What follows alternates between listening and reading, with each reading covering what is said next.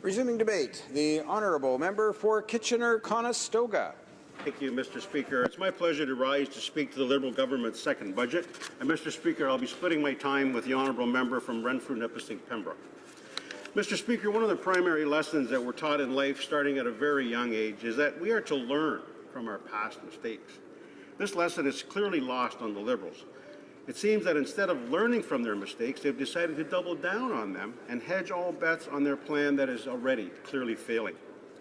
As the voice for taxpayers from the great riding of Kitchener-Conestoga, I cannot let this Liberal government continue on with their reckless spending and failed economic plan for Canada without pointing out some of the major pitfalls and dangers ahead. This budget, like their first budget, has completely forgotten middle-class Canadians and those working hard to join it, Mr. Speaker. They will need to work even harder now. With these past two budgets, the Liberal government has made life more expensive for Canadians while simultaneously shrinking their take-home pay. Mr. Speaker, this has to stop. The good people of Kitchener-Conestoga needed a break, and that is what they were hoping for in this last budget, but they certainly did not get one. Canadians are not looking for bigger, shinier promises that will cost millions but never produce jobs or economic growth. They're looking for common-sense solutions to our most pressing problems. They want their paychecks to increase, which means lower payroll taxes. They want their children to grow up with good job prospects. That means growing the economy and lowering taxes on small business. They want Canada to remain a safe country. That means investing in our military. They want their communities to work, their commutes to work to be shorter so they can spend more time with their families. That means getting shovels in the ground and infrastructure projects built, not just announced over and over again. Unfortunately, Mr. Speaker, Budget 2016 and Budget 2017 did none of these things.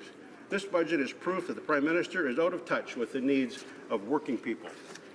Despite the Prime Minister's promise to return the budget to balance, he admitted on Budget Day that he has no intention whatsoever of returning our books to balance. Not only did the Prime Minister break his campaign promise to spend only $10 billion in deficit financing, but the upcoming deficit for the year ahead is $29 billion. This government, in 4 years, will add a whopping $100 billion to Canada's federal debt. The interest charges alone, just for this year, will be $24.3 billion, and that number increases every year for the foreseeable future under this Liberal government. And by 2021, our interest costs alone will be $33.3 billion each and every year. Think about what good that $33 billion could be doing. Increases to health care transfers, investments in palliative care, hospices, and home care, more money invested in infrastructure. Or how about simply reducing our tax burden? Mr. Speaker, as I've already noted, this budget fails in many areas, and I will focus on 3 of them: Canada's infrastructure, our troops, and our farmers. This government often pats themselves on the back for what they say is historic infrastructure funding. Well, the truth, Mr. Speaker, is the only part of this funding that is historic is how far after the next election cycle this money is budgeted for. Very little of the funding that's promised has gone to roads and highways. We need shovels in the ground. We want people working. We want roads, bridges, and water treatment facilities built. 94% of the announced infrastructure projects have not even started. This means that jobs are not being created and the economy is not being stimulated.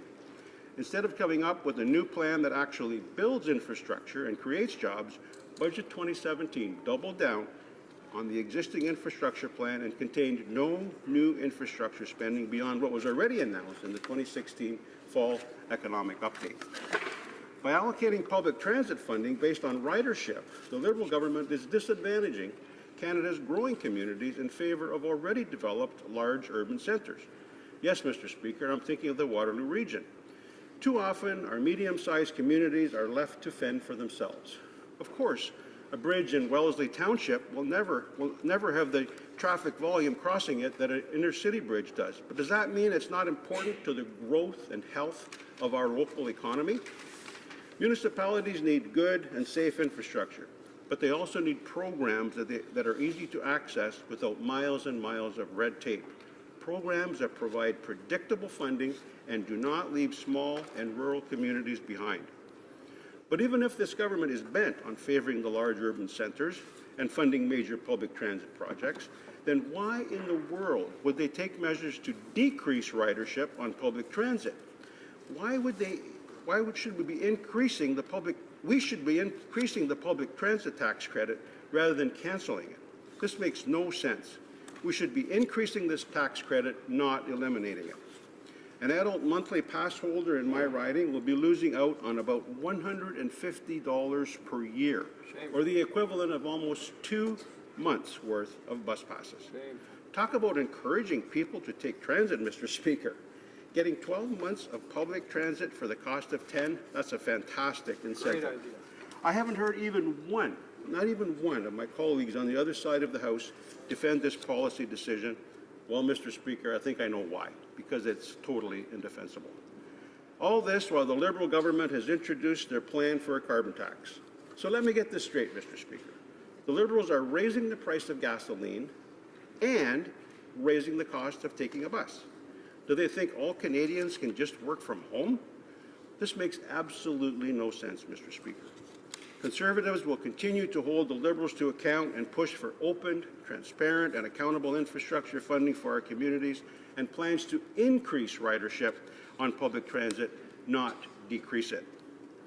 Secondly, Mr. Speaker, like I said, this budget turns its back on our men and women in uniform who stand up to defend our values and our democratic freedoms. For the second year in a row, the budget contained nothing for our men and women in uniform. Instead, the Liberals cut $8.48 billion, which had been earmarked for military equipment purchases. Coupled with last year's cuts, the Department of National Defence now faces a $12 billion shortfall. National defence is clearly not a priority for this Liberal government. In an era of reckless Liberal spending, it's appalling that the largest cuts are consistently at the expense of our Canadian armed forces. Recent examples, including the Liberals' decision to pull our CF-18s out of the fight against ISIS, their preference for fourth-generation fighter jets, their lack of increased support for our Ukrainian allies, and their failure to advance the important procurement projects. All of these suggest that the current Prime Minister does not have our national defence as a high priority and expects other countries to do the heavy lifting. While Canada's allies have committed to modernizing their military capabilities and spending 2% of GDP on defence, the Prime Minister is being dangerously naive. Despite the clear need for investments in Canada's national defence, the Finance Minister stated recently the government believes the military is, quote, appropriately provisioned, end quote. I will continue to stand up and point out that we need to provide the resources that our Canadian Armed Forces deserve.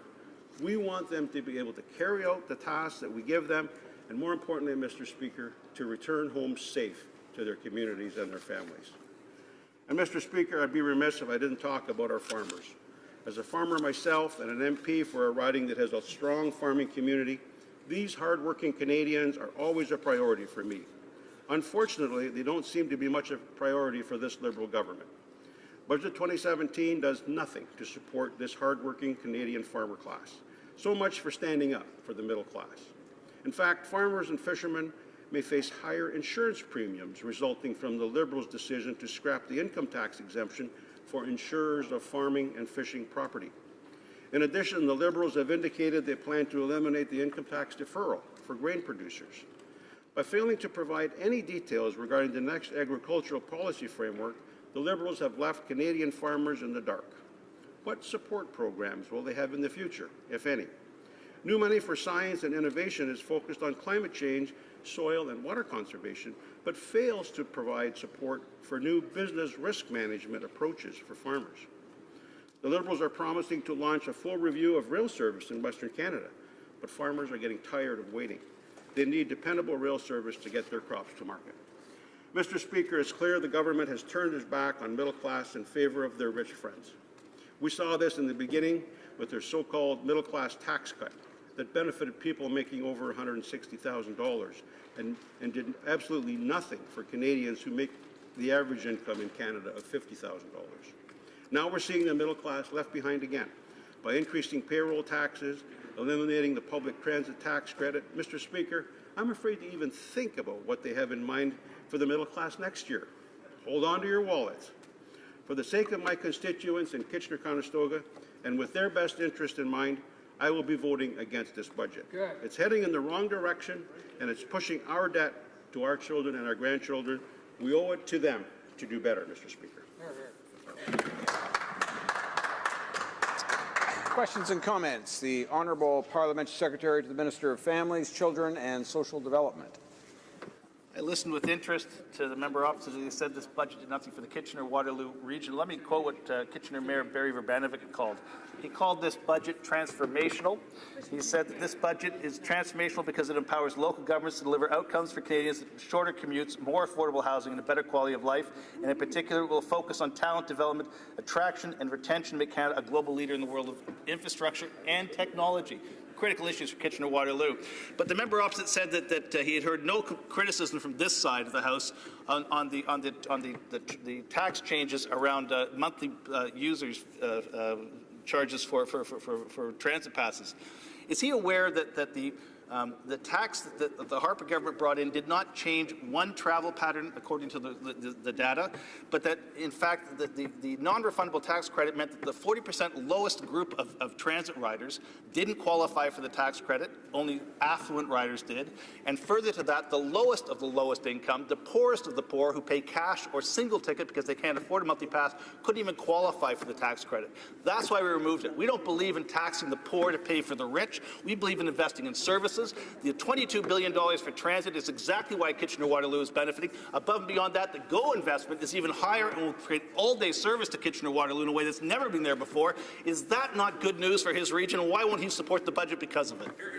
The Honourable Member for Kitchener-Conestoga. Well, Mr. Speaker, I'd like to thank my colleague for the question, but I'd like to remind him as well, Mr. Speaker, that it was our Conservative government that invested over $250 million in the light rapid transit system in the region of Waterloo. We saw the advantages of that, and the reasons we did, Mr. Speaker, there are many facets to it.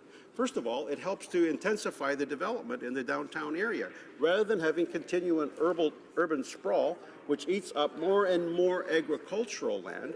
And, Mr. Speaker, the other thing that this government champions is trying to protect our environment. Well, by adding more people to the roads and highways of our communities, we are not protecting our environment. And so it's very important that we encourage more public transit riders. And the way you do that, Mr. Speaker, is to incentivize it through tax credits. And if it wasn't working for the lowest of the low, why not make it non-refundable, Mr. Speaker, rather than cancel it when we're trying to invest all this money in public transit? It makes no sense. Yeah, that's right. Comments. The Honourable Member for Vancouver Kingsway.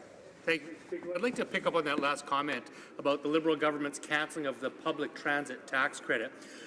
Actually, there's a lot of rhetoric being thrown here that doesn't make any sense whatsoever. The Liberals are claiming that this didn't help low-income users. Mr. Speaker, the only tax-exempt limit in this country is about $12,000. If you make under $12,000 of income, then of course you don't pay any taxes. But anybody who makes income above $12,000 has to pay taxes. And it's those people, the people that make $14,000 or $16,000 or $20,000 or $24,000, which I don't know if the Liberals view those people as low income, but I certainly do. They're the ones who use that public transit non-refundable tax credit to reduce their income, to reduce the income that gets taxed. That's how the tax system works, Mr. Speaker. And I'd like to ask my honourable colleague if he shares that analysis of the tax system, because I've had people come up to me in Vancouver who said that the public transit tax credit is the only tax credit that they could actually utilize, and these are people making $18,000 a year, low-income Canadians. What does he think about Liberals cancelling that? For Kitchener-Conestoga. Well, I thank my colleague for his question, and he's right on, Mr. Speaker, in terms of the people that use this public transit tax credit. Very shortly after the budget was delivered, I heard from someone who uses this, and it saves him up to around $150 a month. In my riding of Kitchener-Conestoga, the average person would save up to $150 a month. But, Mr. Speaker, in Toronto, or in some of our more urban areas, the cost of a transit pass is much higher, saving up to $260 a month for one rider. So in a family, Mr. Speaker, you're looking at $500. And again, my Liberal colleagues might not think that $500 is very much, but Mr. Speaker, for the middle-class people that I represent, $500 is a huge amount, and it's a big incentive to help them with their taxes, but also, Mr. Speaker, more importantly, to increase ridership on the investment that we're borrowing money to build, and it's going to be less than half full, Mr. Speaker. Why wouldn't we try to get more people into public transit? Resuming debate, the Honourable Member